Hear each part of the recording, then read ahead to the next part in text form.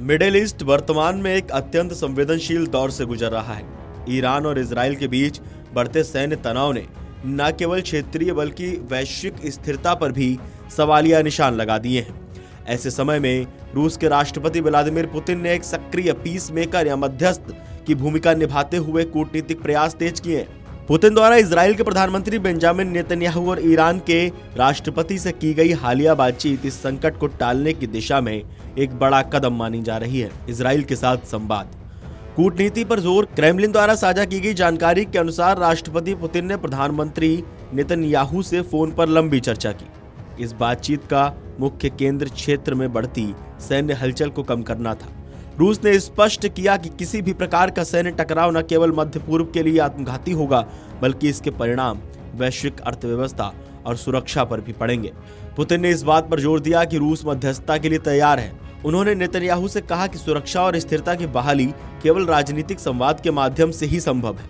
रूस का ये रुख इसलिए महत्वपूर्ण है क्योंकि रूस के संबंध इजराइल और ईरान दोनों के साथ संतुलित रहे हैं, जिससे वो एक विश्वसनीय वार्ताकार के रूप में उभरता रहा है। नेतन्याहू से बात करने के तुरंत बाद पुतिन का ईरान के राष्ट्रपति से संपर्क साधना रूस की शटल डिप्लोमेसी का हिस्सा है।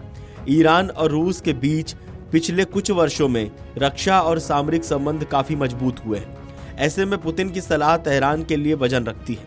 ईरानी नेतृत्व के साथ बातचीत में पुतिन का मुख्य उद्देश्य गलतफहमियों को कम करना और संभावित हमले की आशंकाओं को रोकना था। रूस ये संदेश देना चाहता है कि तनाव बढ़ाने से किसी भी पक्ष का भला नहीं होगा।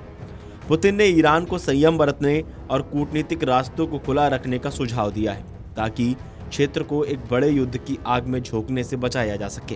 रूस की इस कूटनीतिक सक्रियता के पीछे कई गहरे मायने हैं। मध्यस्थ के रूप में उभरना, जहां पश्चिमी देश अक्सर एक पक्ष का समर्थन करते दिखते हैं, वहीं रूस ने दोनों पक्षों से सीधे बात कर खुद को एक निष्पक्ष मध्यस्थ के रूप में पेश किया है। सैन्य टकराव को टालना, क्रेमलिन का मानना है कि सैन्य बल का प्रयोग केवल अस्थिरता को बढ़ाएगा। पुतिन का संदेश स्पष्ट है कि युद्ध किसी भी समस्या का स्थायी समाधान नहीं है।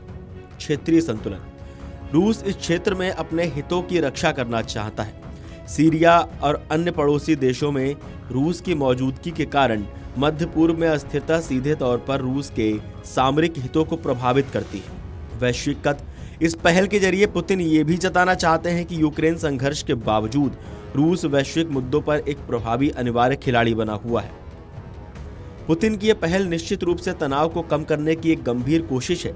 क्रेमलिन के प्रवक्ता दिमित्री पेस्कोव के बयानों से यह साफ है कि रूस आने वाले समय में भी इस दिशा में सक्रिय रहेगा। हालांकि सफलता इस बात पर निर्भर करेगी कि ईरान और इजराइल एक दूसरे की सुरक्षा चिंताओं को कितनी गंभीरता से लेते हैं और क्या वे रूस द्वारा सुझाए गए राजनीतिक रास्ते पर चलने को तैयार हैं। मध्य पूर्व में शांति की बहाली के लिए सभी पक्षों को बातचीत की मेज पर लाना अनिवार्य है। रूस की कोशिशें अगर रंग लाती हैं तो ये न केवल इस क्षेत्र के लिए बल्कि पूरी दुनिया के लिए एक बड़ी राहत होगी। Video desk amarujala.com। अगर आप ये वीडियो YouTube पर देख रहे हैं तो हमारे चैनल को सब्सक्राइब कर बेल आइकन दबाएं और Facebook पर देख रहे हैं तो हमारे पेज को लाइक करें।